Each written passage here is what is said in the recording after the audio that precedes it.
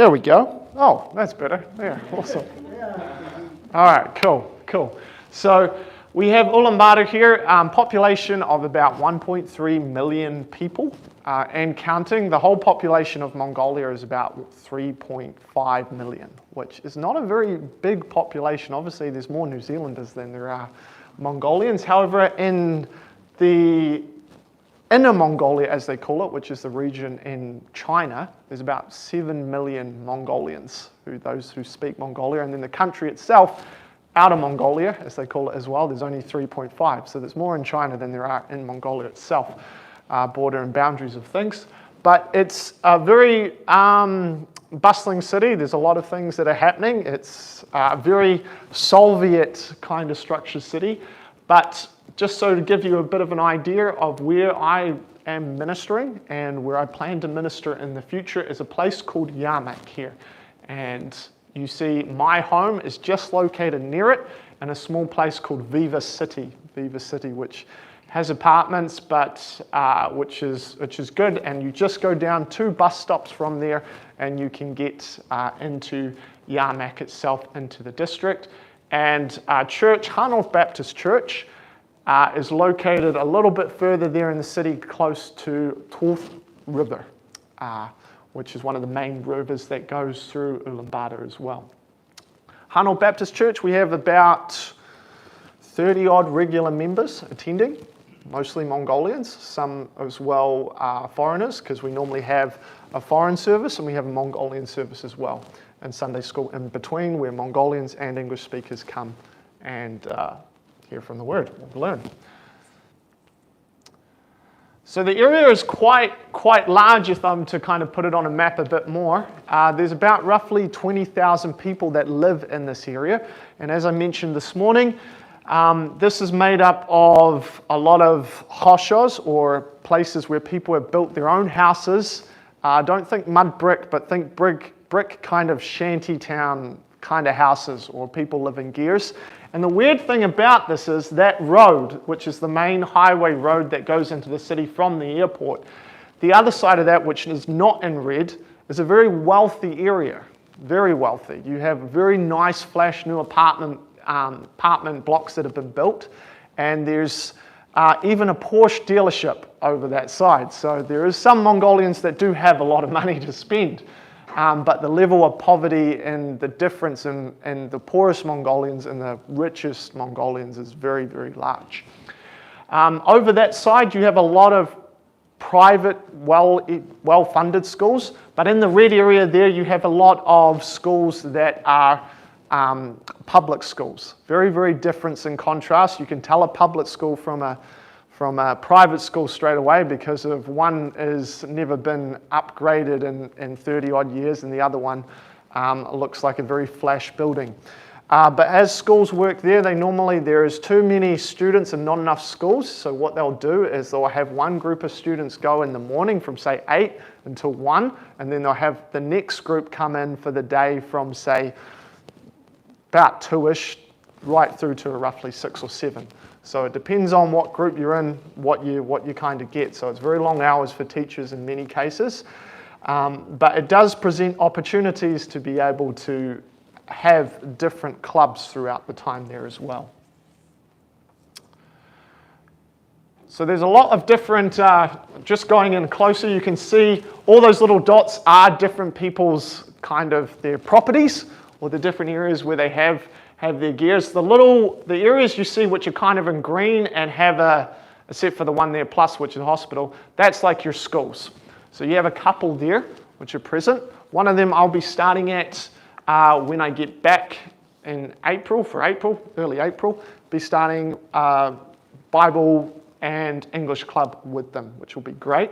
The other one hasn't come back to me yet, but there's plenty to do. I've worked through, so just so I can actually put it here, to about here, working through going hosho to hosho, gear to gear, trying to make contact, trying to be invited in.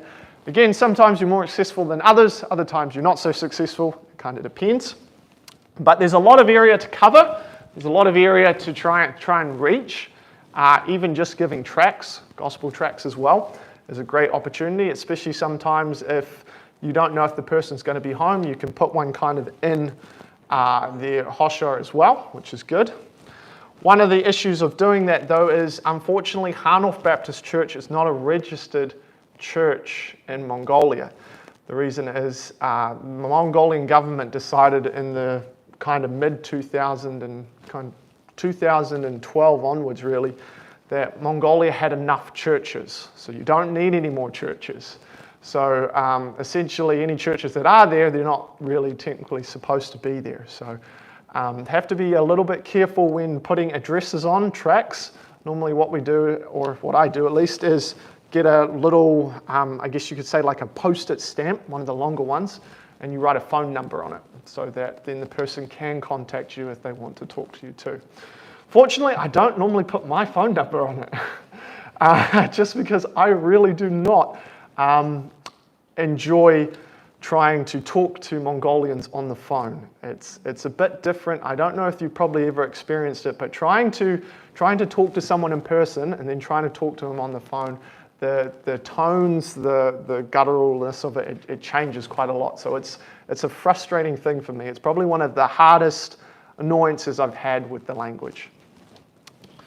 But one of the things that, of course, is different about Mongolia is its air pollution at the moment. So that was on February there, I guess 5th of Feb. But the air pollution there, 163.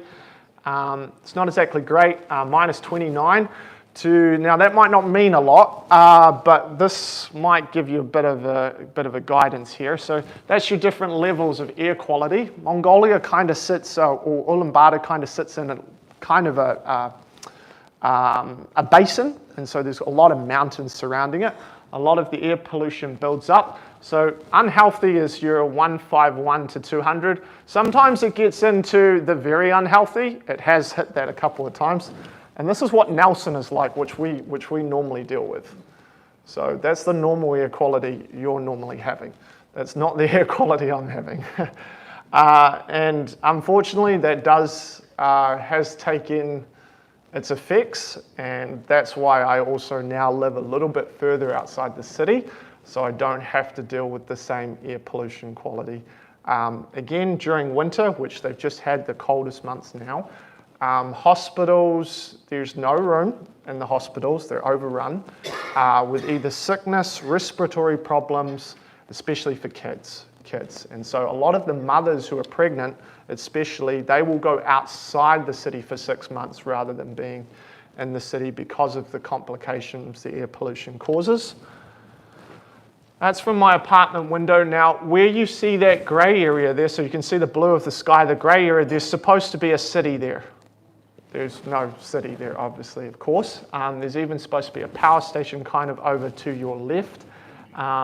But so it gets pretty bad. I'm blessed that I live right next to a river. I got myself an apartment right next to the river, so there's this massive river reserve out there, which means no one can build there, no one can put their gears there, and no one's going to be burning coal and all the rest there. So it does get incredibly cold in Mongolia at this time of year.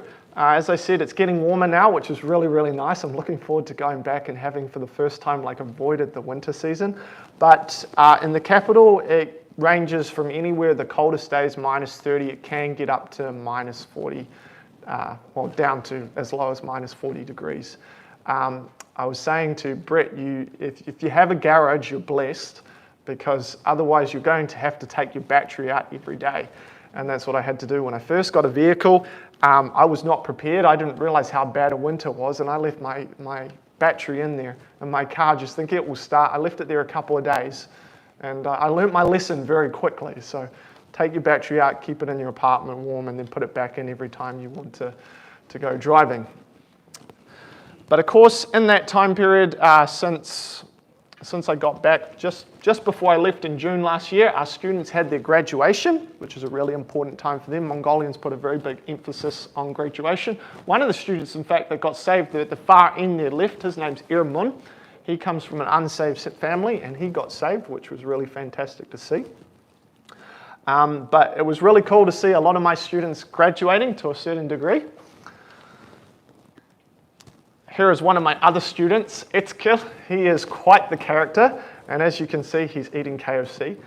What I would do with my students particularly is they would have their paces, but what we'd do every month, I'd say, look, okay, you need to complete a certain amount of things.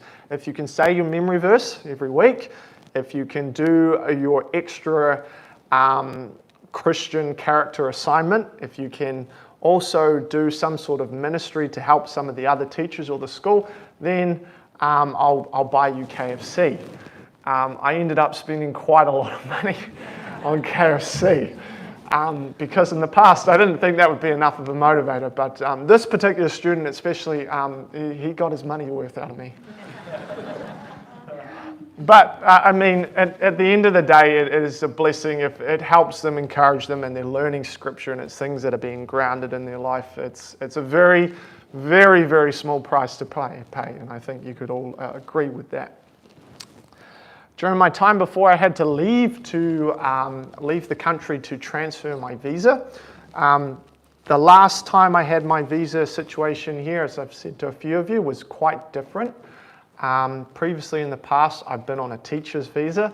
I currently still am, weirdly enough, on a teaching visa, which I shouldn't be, but I've had to work for a school. But in order to change my visa type, because they have different classes, I had to leave the country.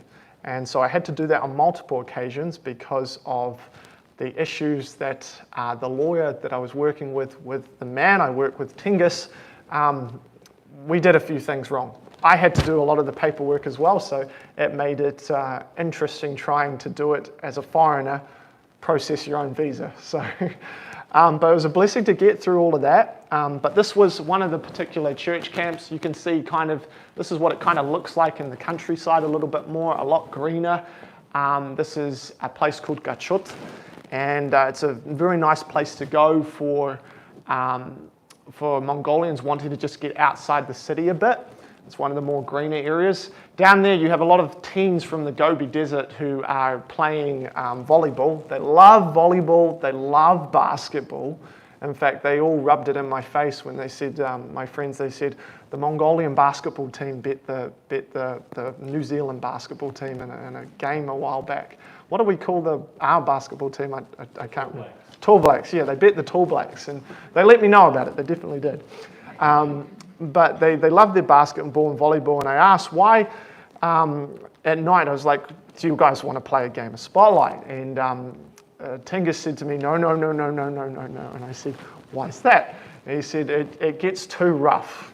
It gets too rough. So they are a very physical people, very, very rough. You see a lot of the playgrounds that they make out of plastic. They don't last very long. And so I understood why you see some of the older playgrounds are made out of concrete, because they're much harder to break. So Mongolian kids are very, very rough and tough. It was a blessing to be able to attend that camp with Tingus. There's been a bit of rain just on the day, so fortunately getting my larder through. Christian camp. Again, this was, you will see, this is not, this church ground complex was not owned by the church. It was owned by a Korean group, and they rented it out to church groups who are wanting to. But that was a blessing to meet a lot of people and to see a lot of the teens actually attending, of which some of them were these ones here from the church. And again, quite a few. Most of my students, at least in the last year and a half, working with the church, have been girls. Boys are a little bit harder to pin down. But the ones that do stay do quite well, are quite consistent, and you can start to do some counselling and things with them, which is good. So from this point is where things kind of change. I was working with Tingus a lot more, and I was starting to do a bit less with the Christian school at Unitolf. And then my contract expired with them, and that's the point where Tingus said, just before it was expiring, would you like to get a visa with us? And I want you to try and picture and understand that was not an easy process. That was a long, several years of a relationship that was built to get to that point, which was an incredible blessing. It took a bit of time. I had to go to Vietnam for a little bit, to Korea for a little bit, and backwards and forwards. But eventually, the blessing from that was I ended up with a visa where I didn't have to work for a school and can finally have ministry and do things without having the hindrance of going backwards and forwards into the city, having to work under hours to keep a visa, which is just tremendous. That's something I've worked towards for the last 3.5 years. So a tremendous blessing. It's been a road to get there though. Some of the students here, you can see some of the books there. That's early stages of trying to do a library. If any of you have any advice for how to keep books in a library not disappearing, please let me know. I can't buy expensive, nice new books because they end up disappearing. So if you have any ideas for that, I've thought about it. I've discussed it with my pastor, Pastor Ben Morgan. It's like, is there something you can do? Because you can't keep a person there the whole time. What you can do to try and keep books there for the students to use. Down in the bottom of the church, there is kind of a games area that the kids can come along. The Mongolians don't have a lot to entertain themselves. Essentially have basketball and volleyball, but they don't have parks like we have here. They don't have green spaces. There's one massive green space, and they call it the National Park, which you might have seen a strip of on the map there, but that's essentially it. There's no public parks, there's no places you go play, just kind of have the dirt grass out the back or that kind of thing. So they get up to different types of mischief pretty quickly.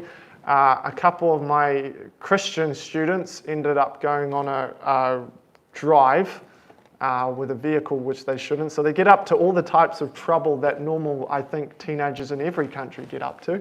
They're still teenagers. They're still imperfect beings. But yeah, it's been a blessing to have some of the students along. There they are. We're playing a few games here for verbs. They had a keychain game.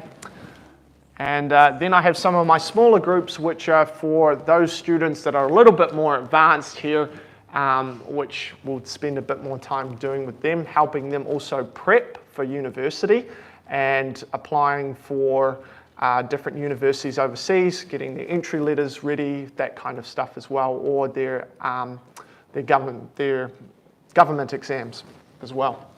We had a good Christmas period as well, played some games. One of the other things is normally I do every year, and this year as well, past year is, and thank you for the blessing of your support, because this allows me to do things like this. Over December, it was a considerable time getting as many gifts as I could together, small gifts for different family members, a lot of kids.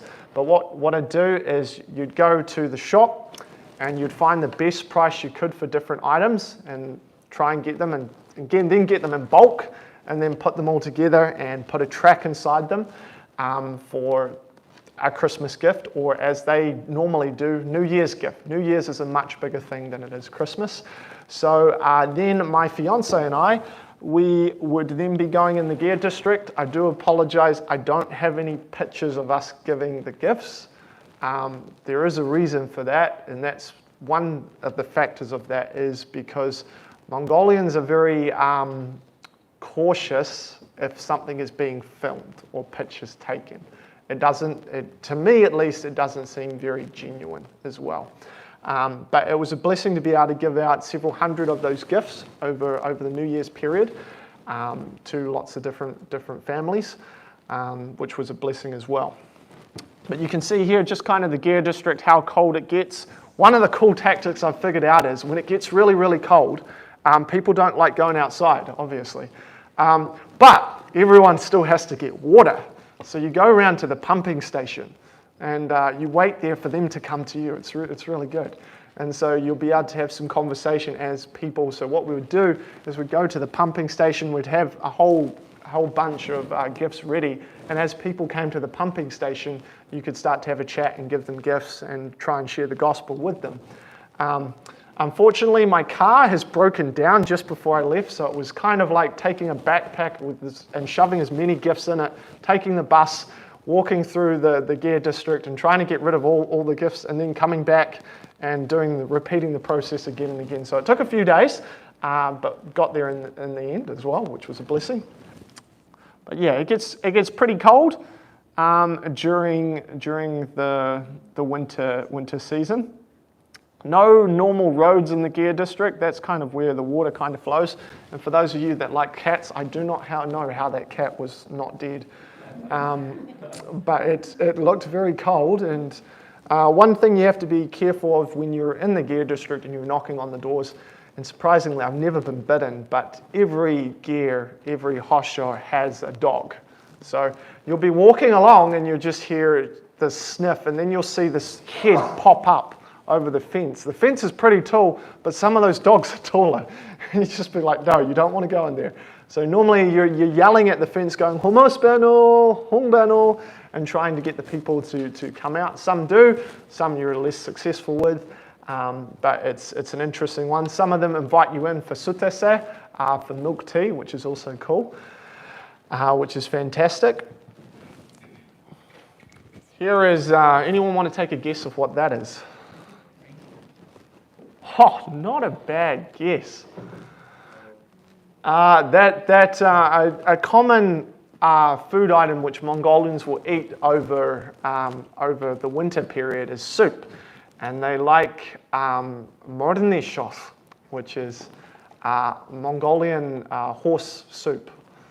So soup is very horse is something that they eat a lot there. Probably something culturally which we wouldn't be too inclined to do. They don't eat dog or cat though. Okay, that's out of bounds completely. So my aim moving forward is ministry in Yarmak.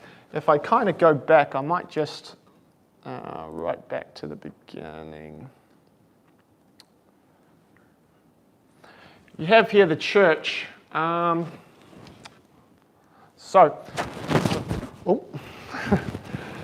You have me here. A lot of the different schools that I would normally work with Tingis would be all the way over kind of this side of the city here.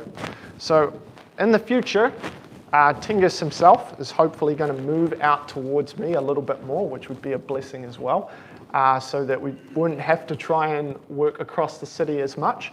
That would be a blessing if that happens, we'll see, but he's definitely willing to help with doing ministry of the different schools.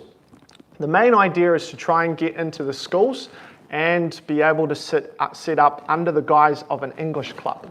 Now, I don't want to do English classes because then you start to get too attached to the school, and then they expect too many hours from you as well, because they will take advantage of you if they can. So having an English club is a good kind of balance, and you can normally do scripture related things, Bible related things as well, which is really, really great. Normally what we do with the ones across the other far side of the city, which we have about 5 different schools we work with, again, they don't actually have, for the public schools, they don't actually normally have names, they just have a number.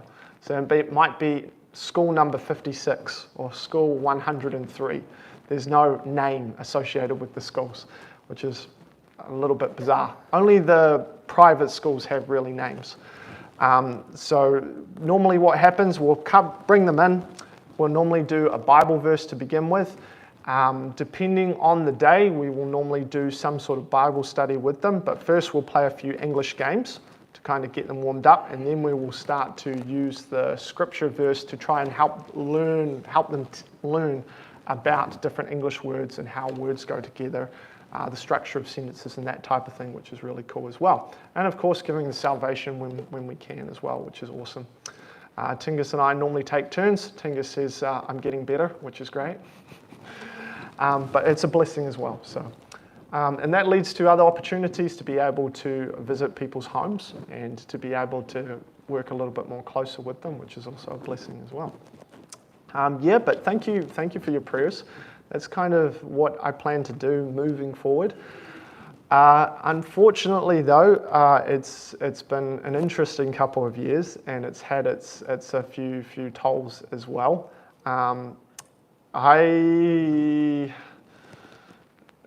I have to be careful when I'm there in winter.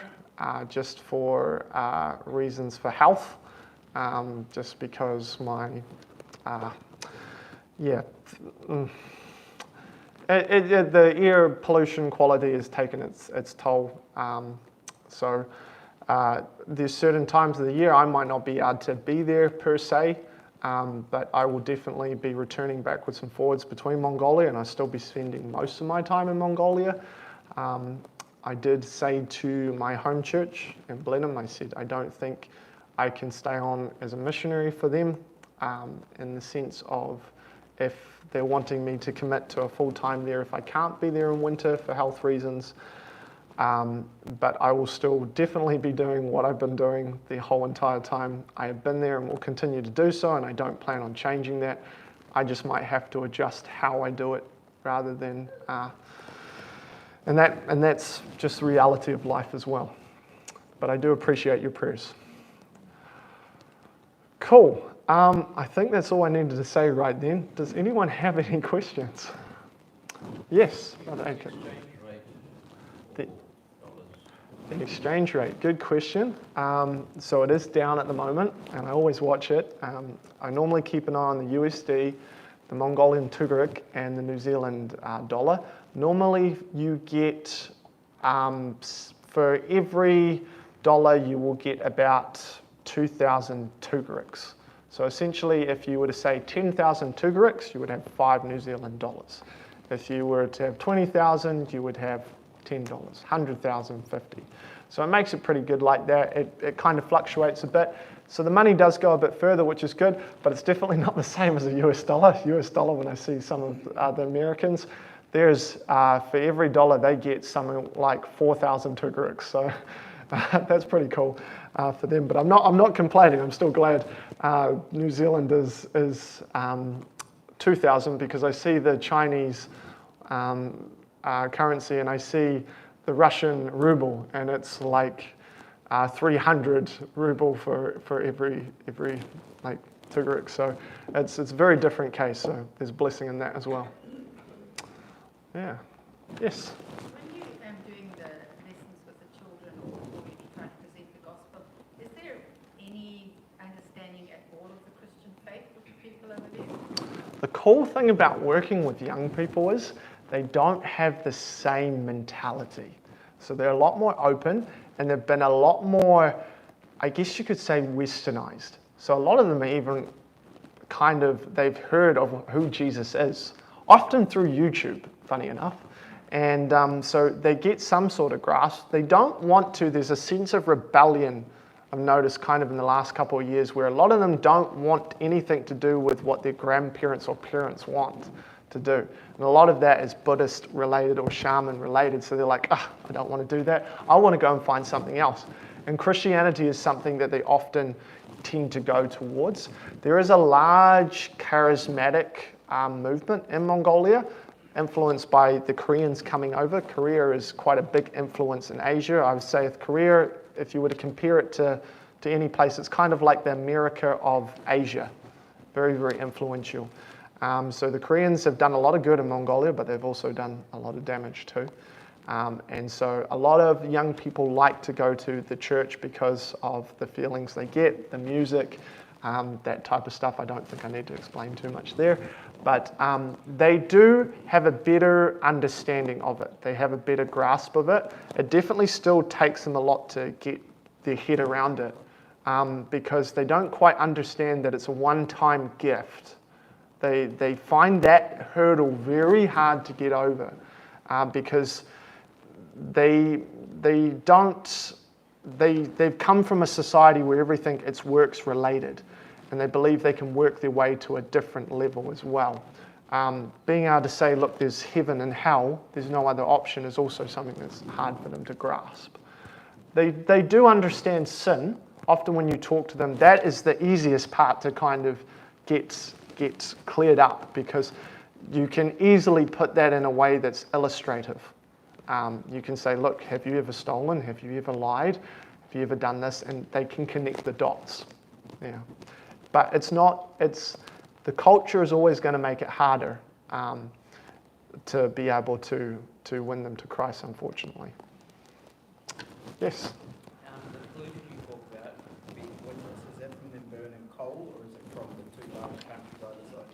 No. Good question.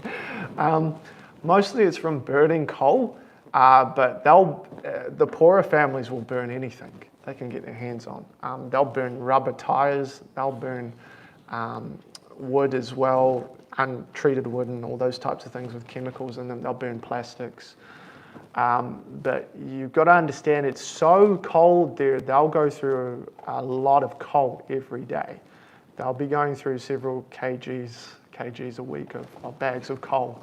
I was talking to one of my friends, and he lives in the Gear district with his wife and their daughter, and they were going through, I think it was about 7 or 8 kgs per day of coal, just to keep the gear all warm and insulated.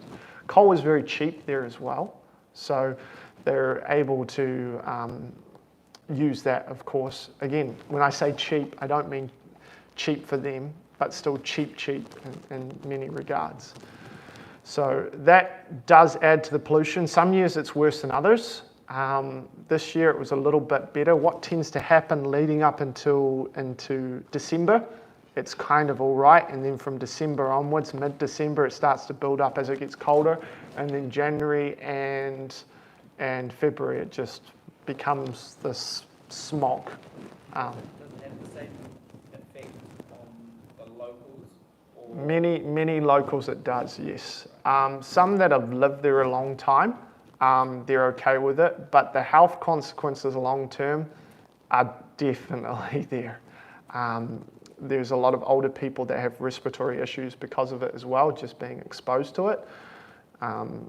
It's definitely hazardous. It's not something. It's something when I go outside and I breathe it in. It's like you're breathing in. It doesn't feel like air. Does that make sense? Yeah. It doesn't feel like air. It's metallic-y. It has taste to it. It feels heavy to it. So, and again, it's okay for a while, but as you get in it a lot more, it's not that great. Again, that's my experience. There's some people that are really fine with it, and they seem to be able to. They've adapted really good, which is great. Other people, not so much. I do hope, Lord willing, once my fiancée finishes her studies, to be able to get outside the city and go to a different town or city. Looking at one I've mentioned in the past called Othangom, which is way out west, and it's a town of about probably 40,000 people, but again doesn't have a church as well. There isn't many Bible-believing churches. Again, you'll find charismatic churches scattered all over the place, but you won't find many Bible-believing churches. Yeah. Oh, yeah. Yes, yep. Sorry, just 2 quick questions. Yes. So your travel time between home, work, church, does that take long? And the other one was how fluent are you with the language and the different dialects? Good question. So, as I said, I live here. The main road into the city is just here, and where our Unitol school would be. I didn't put it on here. It was right about here. The other school I was working at called ESM here. In order to get across from there, my home, to a Unitol school, if it's not rush hour, if it's just no traffic, I can be there in 25 minutes-ish. If there's traffic, it might take 4 hours. I'm not kidding when I say the traffic is bad. I know probably Auckland's terrible, but this is on a different ball game. So I never ever try and leave to go into the city around 12 or 10. If you need to go into the city, you go in early. It saves you the time. I think, as I said to Pastor Montgomery, one week I counted up, I was spending about 12 hours in traffic on 1 week. And it's normally better going home than it is going into the city. But yeah, the traffic gets very bad. There's some days they go odd even for the traffic because there's too many. And what's worse about it is it never solves the problem, because those that can afford to have multiple vehicles will just get another vehicle that has the odd or even number plate that they don't have. So doesn't really help the situation. Yes, and the other question, for the language, there is only one dialect, but there is also the other predominant language would be Kazakh. Way out west, there's a lot of Kazakhs that make up the next biggest percentage of the population of Mongolia, and it's pretty wild because it's a Muslim majority out there. So you'll be driving out there and you just come across this area where you see all the spirals from the mosques.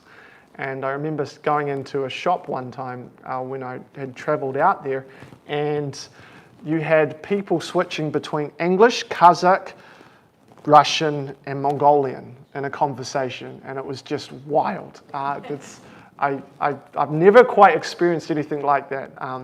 But there's a lot of them, I think we take for granted in New Zealand, are very, very fluent in multiple languages. Like these students, they are learning multiple foreign languages when they're in high school, because either they're going to study in Japan or Korea or China or Russia. So it's very normal that they have to think about their study choice and learn the language before they go. Whereas in New Zealand, we just go to Australia and that's fine. In language proficiency, I have my good days and I have my bad days. But for general conversation, pretty all right. If you were going to ask me to talk about nuclear physics with a Mongolian, I'm going to say, sorry, no, that's not happening. Giving the gospel, yes. It is definitely, it takes a lot of energy. Someone asked me how hard it is. I'd say it's harder listening than speaking, because when you speak, you can make mistakes, but you're getting out what you want to say, and normally Mongolians can put it all together. When you're listening, you're listening for different sounds and different words, and the concentration level is just way higher. And there'll be days when I just come back home and I'm just drained from trying to understand everything that I've had to for the day. One thing I don't like doing is dealing with government documents. They have a lot of terminology and words of things that are just so hard to deal with. So, but yes, it's definitely got way easier. Could I still improve? Absolutely. And there will always be room for improvement. But I can definitely have conversations, I can definitely get around, I can definitely do things for my day-to-day. It's quite fun, actually, at times. You'll be on the bus and someone will be talking about you and they have no idea you can speak Mongolian, and you'll just turn around and go, Timur, and then they'll just look at you, but it's like, did he just understand what we said? And it's great. But you also got to be careful what you speak in English, because there's a lot of Mongolians that do nowadays understand English. So it goes both ways. Yeah. Brother Brett. Brother, just wanted to know, you mentioned English schools, and the question just is around how exploitative they are, or whatever that word is, where they see you as a foreigner, you can speak English, do they sort of sign you up for T-Sol or ESOL, and is that why you talked about clubs? You talked about English clubs? Yeah, so... What are the other clubs like that are out there in the city? So they use different programs. It depends on the school. Cambridge is a really big one in Mongolia, the Cambridge program. They have a few American systems. T-Sol, yes, is big because they want to get a certain score. They're definitely after native speakers, because they need English practice. Like, they do a lot of work in books and grammar, but they don't have the speaking experience for many of them. So when it came to having to do the practical exam, that's where they get stuck. So that's where they like to have that as well. It also looks, it's also a good look if you have a foreign teacher. So if you have a Mongolian English teacher, and they can be amazing, they can be incredible teachers, and then you can have a foreigner come in who's just, frankly, they're a white European and they've never taught in their life, and the parents will be happier because that particular person is there, not because their kids are actually getting a good education. It's all about perception and appearance in Mongolia. That's very big. I think that probably goes across a lot of Asian countries, appearance. They like flashy things, regardless of what it is. Best and biggest cars, best and biggest kind of apartments, and showing off the brands that the ladies like. I don't know what brands they are, but they get them. But they also don't want to necessarily spend all the money. They have certain black markets around the city where you can go and get cheaper goods as well from China, which is like, I guess, like your Gucci bag with the logo on it for $100K, not thousands of dollars. So yeah, it's definitely around perception. There's a lot of abuse in the system when it comes to schooling, but when I say the private school system there and the public school systems are incredibly different, it's like night and day.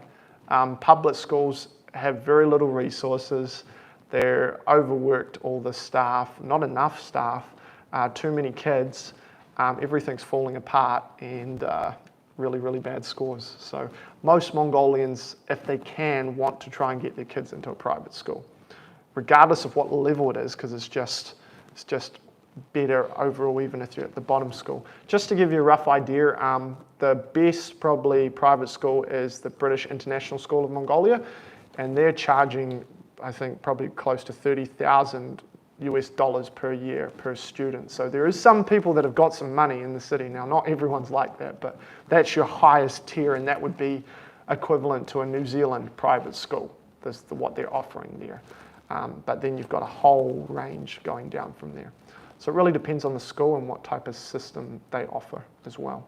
And whether the students are wanting to go to America, UK, or Australia. And many of them want to go to those three places, or Canada. I don't know why, but they want to go to Canada. Any other questions? Yes, Nathan? Cultural hurdles, like you say you're going to the houses and you're knocking on the doors. Is it hard to get your foot in and talk to them about anything really? Yeah, you can't just start a conversation and be like, I'd like to talk to you about Jesus Christ. You've got to go into their home and have a drink with them, sit down, start talking about normal kind of life, like how's your gear, how's the weather, how's your dog, where do your kids go to school, all those types of things. I don't like trying to talk about politics. I get myself in a real mess. So. But it really depends on the situation. If it's younger people, you can kind of get straight into it a little bit more. It's quite easy to bring younger people into, say, my apartment and have a meal with them. But a lot of older people, you have to kind of go to their homes. And that makes it a bit more challenging sometimes, depending on where they live. Counselling is definitely quite good being able to do at my home rather than someone else's home, because you can kind of control the environment a little bit more. I do quite a bit of counselling with students on a Sunday afternoon, and that's an interesting one, which has kind of happened from the two schools I've worked at, that the parents have come to me and asked if they can help their son or daughter. And when I say they have some crazy messes, they have some crazy messes. So I appreciate prayer of wisdom, because some of the things these kids are dealing with, it's just like they're supposed to be kids. They're not supposed to be dealing with adult problems and adult consequences. So, yeah. Any other questions? I will just say this, look, it's as I was mentioning to Calvin earlier, it's just like living a normal life. I live a normal life there. I go and I do my groceries, I fill up my gas tank, I go around the city and do different jobs as you would, but then base everything around also ministry, you know. It's normal life to me. And it's kind of funny, the first time last year was I came back into Mongolia from my visa situation. I was thinking to myself, it feels good to be home. I never considered Mongolia home up to that point, but now it's kind of a cross between New Zealand and Mongolia. Which would you consider? Because it feels strange coming back here. Every time it feels stranger, at least in the past, because everyone moves on with their life here and you're over there. Yeah. But no, please do pray for our church. We're also looking at trying to find a new building or a new place to locate. It would be great if we could get a place which is in one of the gear districts and we can actually just set up two kind of gears, a larger gear and then a smaller gear for Sunday school and kid activities. But it's not something we would do lightly. It's something that needs a lot of prayer. A lot of prayer has already been done for it, and trying to find the right place or even a building that would work, somewhere which Harnold Baptist Church could actually call its own, would also be a blessing as well. Yeah, cool. But yeah, thank you for everything. I really do appreciate it. I wouldn't be able to do the things I do without, especially I say, prayer. Prayer is more important than anything else. Prayer changes my day from being good. Changes my day from being bad to good. Good, and I have some of those days. And I think when things really turn sour, I think I'm really thankful that someone is praying, because I think in my head I was just like, how much worse could it get? And I think some prayer has made sure that it hasn't got worse than what it could have. So it's much appreciated.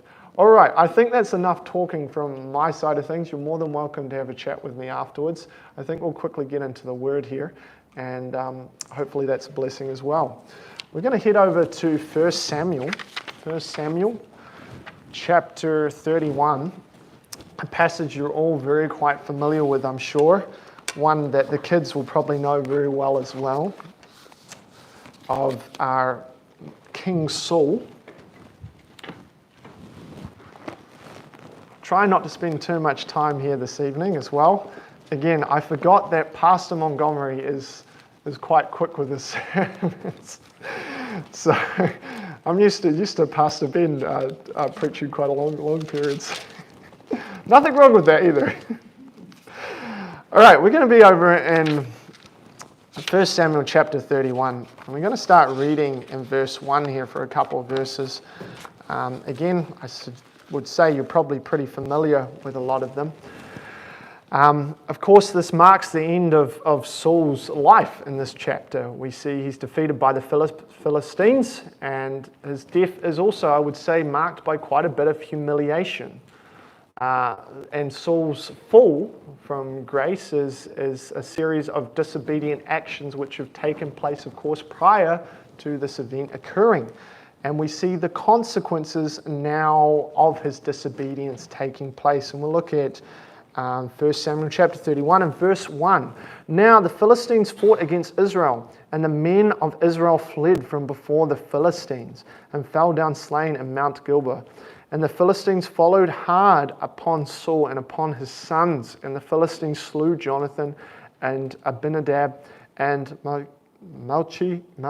Micah, Shua, and Saul's sons, and the battle went sore against Saul, and the archers hit him, and he was sore wounded of the archers.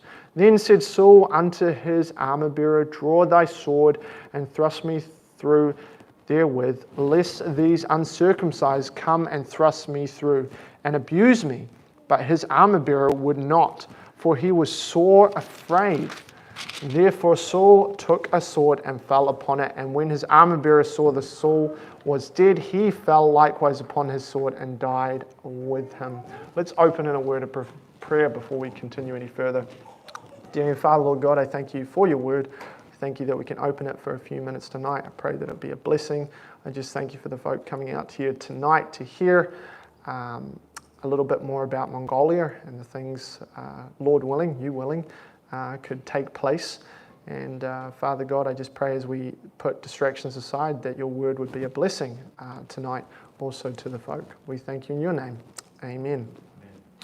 So here we have the situation that I'm sure you're all very, very familiar with. We have Saul, who he dies in battle. the Philistines, in fact, fleeing. And his armor bearer, he asks his armor bearer to take his life. But again, he ends up falling on his own sword after he is, of course, gravely wounded with an arrow from the archers. And if you can picture some of the archers, I've got a very vivid idea in the sense of Mongolia was very well known for its archery. And the archers, as they would shoot them up in the air, and they would kind of come down not more vertical, and riding them on horses. But a scary thing when I remember seeing in a museum some of the archer tips and the different designs they would have, not necessarily designed to kill a person, but rather to inflict the most pain and damage possible. And so you can kind of imagine Saul here, he's been injured with an arrow. It's probably not a very pleasant thing. But why was this happening? Of course, some of the consequences of Saul's action. His persistent disobedience led to his downfall.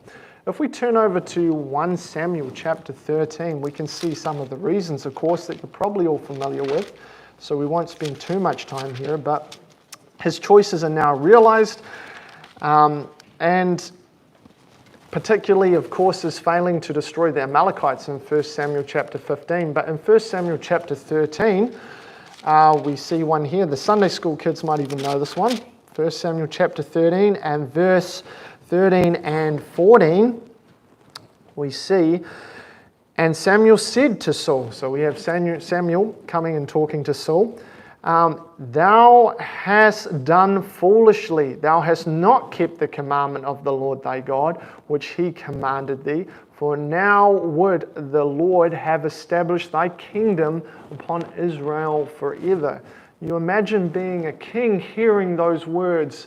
The amount of lost blessing for Saul. His kingdom could have been established forever, yet because of his disobedience, his persistent disobedience, that wasn't going to occur. Verse 14, but now the kingdom shall not continue. The Lord hath sought him a man after his own heart, and the Lord hath commanded him to be captain over his people, because thou hast not kept that which the Lord commanded thee. A major consequence of Saul's action, of course, was going to be that he was to lose his kingship. That wasn't just, of course, a consequence for him, though. We see also back in 1 Samuel, just quickly, 1 Samuel chapter 31, that it wasn't just him that perished. Also, his own sons perished as well. His own lineage. There is nothing worse to humiliate a man than that he loses his own lineage. In Mongolia, it's a very important thing to have a son. It's something which is considered something, of course, so that you can continue your family name as you have here. So much so that some of the dynamics have kind of changed in the society because of the importance of having a son. And them being considered not just an important member to help with the family, but also to continue their line. Mongolia, in fact, even has, at the moment, you wouldn't call it a patriarchy, you would call it a matriarchy, funny enough, because of the disbalance in the female population being far more educated than the male population. Which is a bizarre one. But the lineage is an important thing, and I think it's probably an important thing in New Zealand society as well. Not to as greater extent, but still important as well. So his failure, we see there in verse 2, that his son was slain by the Philistines, Jonathan, who was known to have great faith as well. His actions, his disobedience had led to consequences. Now, our disobedience in things, sometimes we might be persistent in something. We might say, Lord, look, I'm going to do everything I can to serve you, but I'm going to have this little box over here. I'm going to keep my little box to myself, and I'm going to put that little thing in there, and we're just going to forget that's there. And I'm going to come back to it when I want. Time and time again, that persistence. What is the consequences of disobedience? What could be the consequences that could occur if there's something that you continually let happen?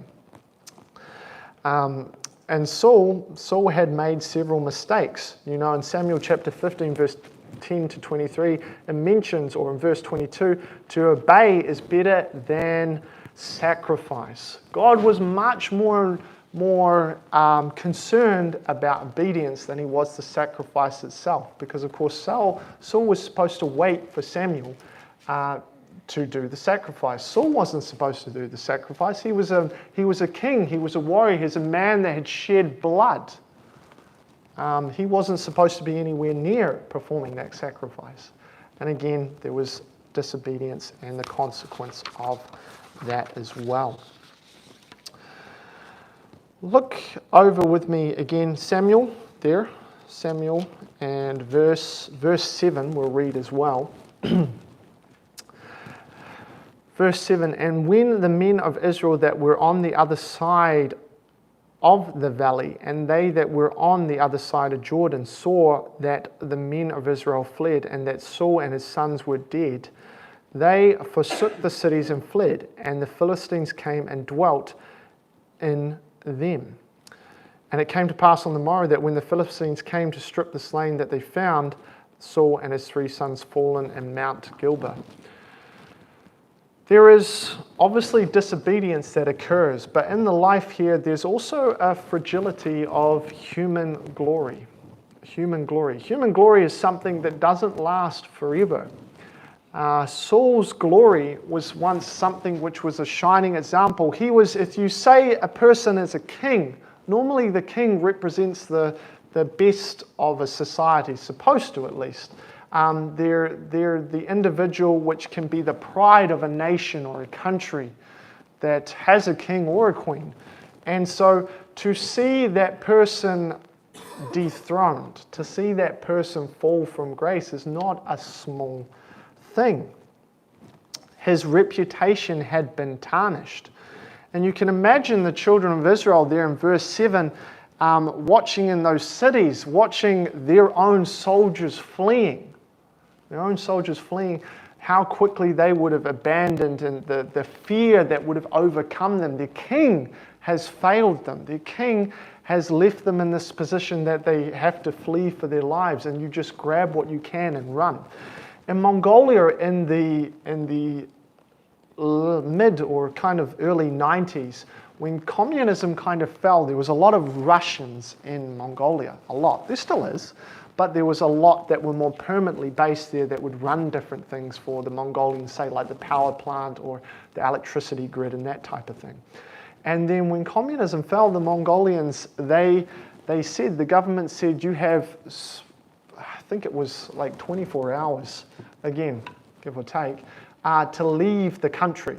You have to go back to Russia. And so essentially many Russians were left, they were surprised. All they had was either, if they had a car, they could pack what they had in their car and go. And they just left the key of their apartment in their apartment because they couldn't take anything in their apartment. And then they went back to Russia. And the story goes that many Mongolians just kind of opened the door, walked in and took the apartment because that's the case. And it's kind of a thing that some Mongolians, when I've talked to a few men, they feel very sad about. But imagine if you were only given a short period of time to pack up what you had as belongings. What would you take? The things you would forget, the concern, the worry, the fear that you have. It wouldn't have been an easy situation to be in. But Saul, throughout his life, he had also sought his own glory, his own fame. But his glory was tarnished of being a king. It was definitely gone. Look over with me at Psalms. Actually, look over with me at Isaiah chapter 40. In Psalms chapter 49, 16 and 17, it says, Be not thou afraid when one is made rich, when the glory of his house is increased. For when he dieth, he carrieth away nothing. His glory shall not descend after him. We shouldn't be concerned with the glory of others, the riches that can be gathered here. There's some people that are incredibly rich and wealthy on this planet. They have more money than they know how to spend. And sure, we would think it's nice to have an extra $3,000 or to be million or billionaires, but how happy those people are. But we shouldn't be concerned with the glory of others, because these things, when you die, they can't be taken with you. For when he dieth, he shall carry nothing away. You can't take anything with you. Isaiah in chapter 40, verse 6. Isaiah chapter 40.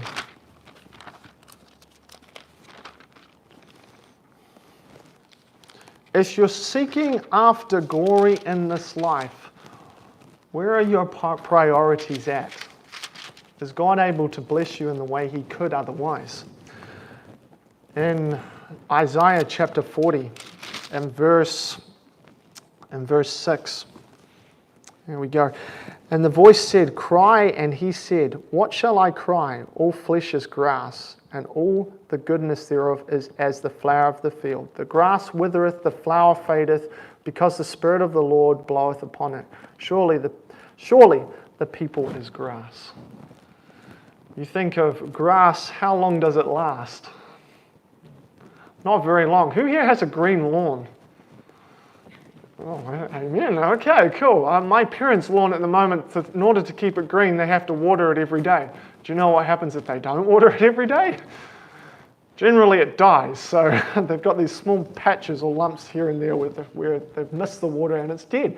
But grass, like a season, it only lasts a certain while. It shoots up, it's green, it then goes brown and starts to wither, and then it fades. Our life, whatever we achieve in this life, isn't going to be worth anything for us. And you look back there in verse 8, it says at the end there, because it says, the grass withereth, the flower fadeth, but what's the end part there?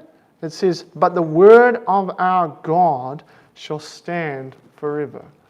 You want to do things that have everlasting glory? You have to do something which is grounded in the word of the Lord. You have to do something which you know is going to be pleasing to the Lord. Things that have eternal value. That's where glory should lie. We shouldn't be laying up treasures for ourselves on this earth. We should be laying treasures up for ourselves in heaven. Turn back with me to 1 Samuel chapter 31. Saul's own reliance on his own strength and position ultimately failed him. The same power that once established him as king could no longer suffice. Human strength, even paired in a powerful position, will not last. It's no match for God's will, the sovereignty of God, the power of God when it comes to life. Do you trust in your own strength? Your own strength. Saul was a very powerful man. Would you say he was your average typical man? In height and stature? No. In fact, he was a man chosen for his many individuals. He was seen as a very good, I guess you could say, human specimen. He was very strong. He was good looking to the eyes. He was a man who other men would look to and say, wow, that is someone of power. That is someone of strength. That is someone who can speak and things will happen and move. Do you trust in your human strength? I'm getting older. I'm obviously not as old as some. I'm not obviously as young as some either. But human strength only lasts so long. Some trust in chariots and some in horses, but we will remember the name of the Lord our God. Psalms chapter 20, verse 7. Do you remember the name of the Lord to help you through circumstances rather than your own strength? Worldly success and wealth and power can quickly fade away. And of course, that can be seen with Saul here as well. True glory is only found with living for the Lord. And then we're going to look at 1 Samuel chapter 31. I'm trying to speed through here a bit. 1 Samuel chapter 31. And in verse 9, we'll start picking up reading again.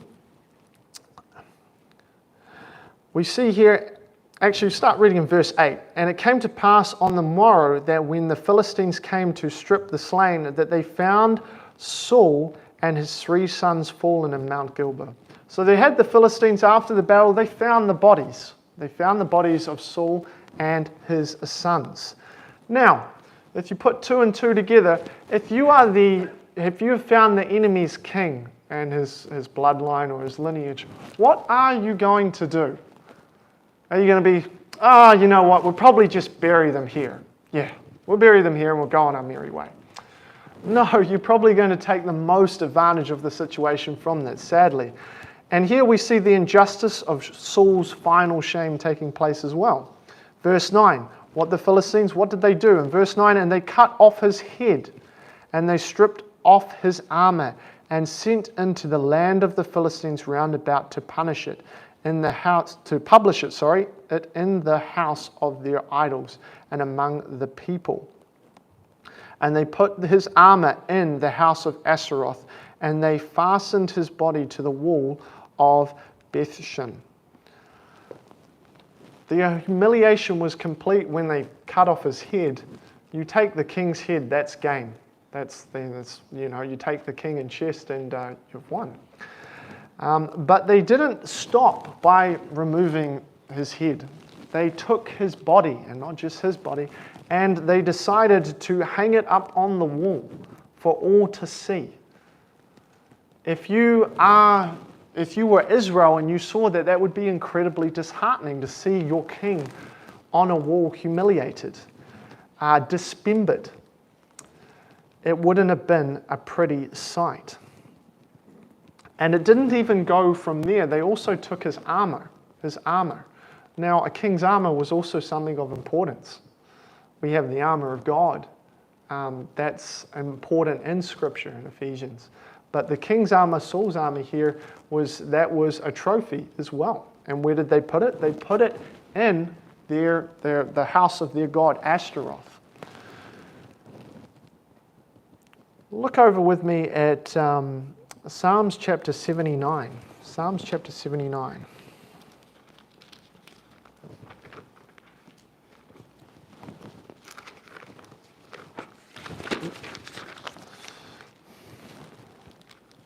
The Philistines had no respect for their enemy. They showed the utter disrespect in desecrating Saul's body. They display it in his hidden armor. It was the ultimate form of humiliation for Saul. Where am I going? Psalms chapter 79. And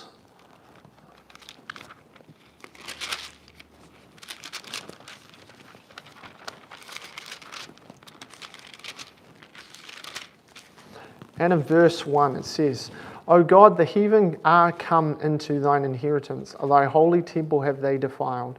They have laid Jerusalem on heaps. The dead bodies of thy servants have they given to be meat. Unto the fowls of the heaven and the flesh of the saints unto the beasts of the earth. Their blood have they shed like water round about Jerusalem. And there was none to bury them.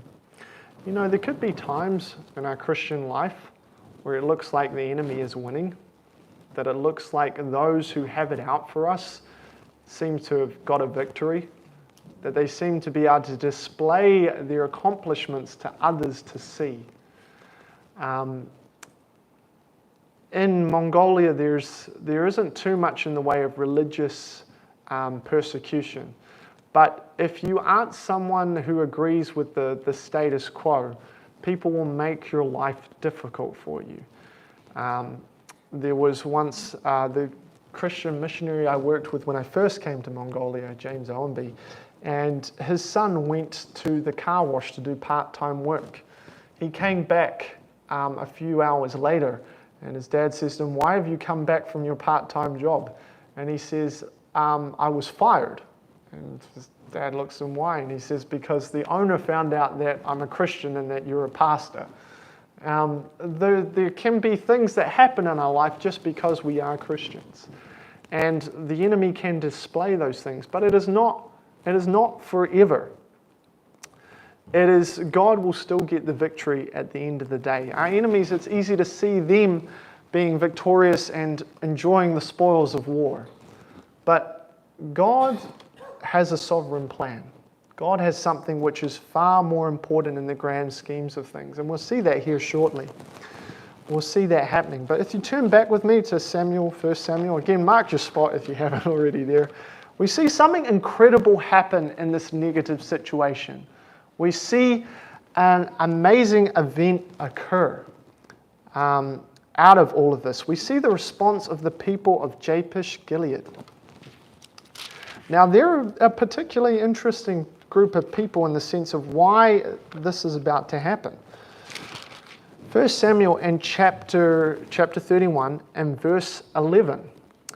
And when the inhabitants of Jabesh Gilead heard of that which the Philistines had done to Saul, all the valiant men arose and went all night and took the body of Saul and the bodies of his sons from the wall of Bethshan, and came to Jabesh and burnt them there.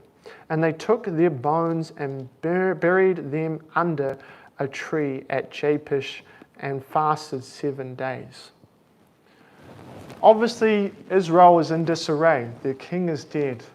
His princes are dead as well. People are in panic. And the news spreads to these inhabitants of Jabesh Gilead.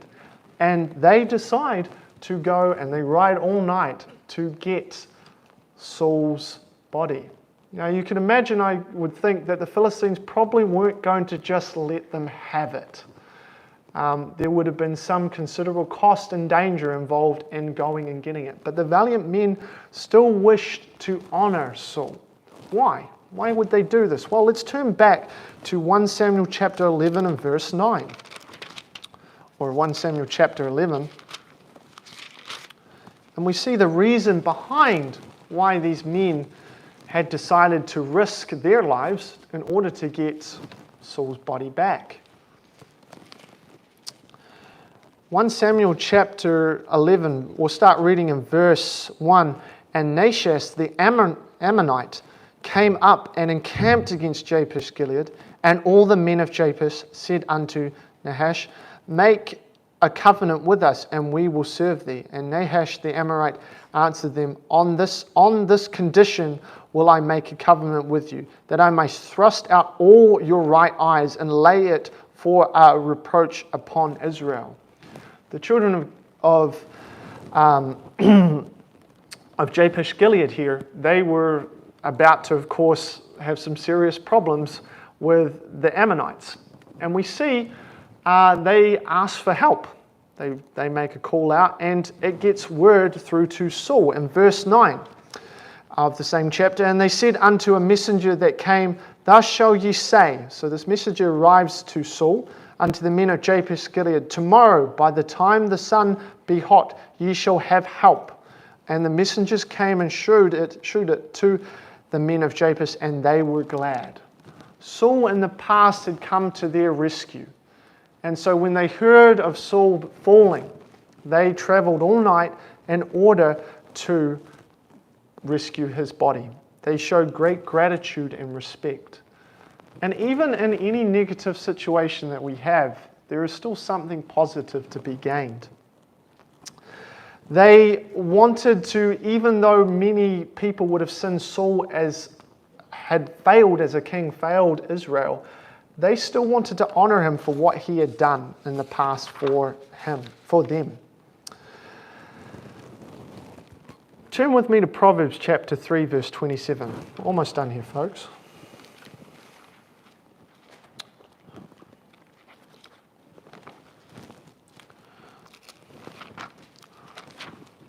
Proverbs chapter 3 and verse 27. It says, Withhold not good from them to whom it is due, when it is in the power of thine hand to do it. Say not unto thy neighbor, Go and come again, and tomorrow I will give, when thou hast it by thee. I think we can all agree in life there is times when we have disagreements with other people. Not just those who are unsaved, but fellow Christians. Fellow Christians that we get along with in church, fellow Christians who can even be our own family members. They can be our own friends where we have a disagreement, or someone has done something we haven't liked. But that doesn't mean we can or should withhold any due goodness from them, any blessings that we can give to them. It would have been very easy for the children, the inhabitants of Jabesh Gilead, to have said, Saul has failed us. Okay, let's just leave him be. No, they were definitely willing to go above and beyond. How much are we willing to go above and beyond when someone has been mean to us, they've scarred us, or they've done something to hurt us? Maybe they're not even aware of it, but yet we want to withhold goodness from them just for what they have done to us. And the inhabitants, I keep wanting to say children, the inhabitants of Jabesh Gilead, they didn't just take his body. Actually, let's have a read there in the last verse. They actually, in verse 12, and the valiant men arose just down the end there, and came to Jabesh and burnt them there. Now, it wasn't very normal in the time of the Israelites to burn bodies, to burn those that had died, but yet they did burn them here. I can't give you a definitive answer why, but I could imagine if a body is so mutilated from an experience, burning it would be considered also something of dignity. Because they then ended up taking the bones in verse 13, and they took their bones and buried them under a tree in Jabesh and fasted 7 days. They did take the bones and bury them, and even David came back later and took those bones and buried them elsewhere. They, of course, it doesn't say they got his head back, that they were able to retrieve his head, only his body, not his armor. So they probably did their best of what they could to show honor to their fallen king. How far are we willing to go in a situation where someone has wronged us?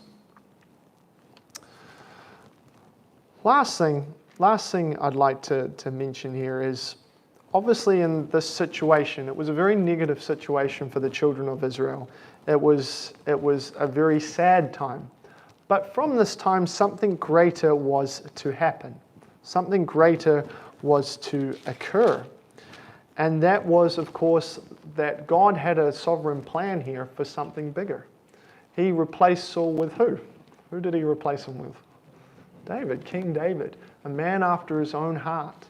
There was some pain involved, but God was able to see the bigger picture in the situation and his plan. It didn't surprise God that Saul was going to perish. God isn't surprised by when we do something and when we do something stupid. Over the last month and a half, there's been several things I've done stupid, and I think in myself, why did I do that way? You know what? God was not surprised. God was not surprised in those actions. And even in the tragic end, God was at work fulfilling his purpose. The death of Saul, of course, marks David's rise to the throne, and it proves God has sovereignty over human history. In 1 Samuel chapter 2, verse 6 and 8, the Lord killeth and maketh alive. He bringeth down to the grave and bringeth up. The Lord maketh poor and maketh rich. He bringeth low and lifteth up. God is able to work tremendously and abundantly. He can increase and he can multiply. And whatever is happening in your life, I hope you take from tonight that even in a tragic situation, we can have great faithfulness and God can reward incredibly, just like he did with the inhabitants of Jabesh Gilead. He's able to work in negative situations where disobedience has occurred. And he can do tremendous things, if we're willing to let him as well. Let's close on a word of prayer. Dear Father, Lord God, I thank you for your word. I thank you, Father, that we can learn from the life of Saul. Lord, I thank you for that just in situations that can be trying, you are still in control. Father, Lord, you are still able to take any situation, no matter how negative it can be, and you can work a mighty work. And Lord, I just pray this week, whatever situations we're in, that we would put you first and foremost, would be thinking of others, of how we could serve. Lord, that you would just please direct and guide us this week to be able to see and witness, share our testimony with those that are lost, Lord, who need Christ as well. Thank you for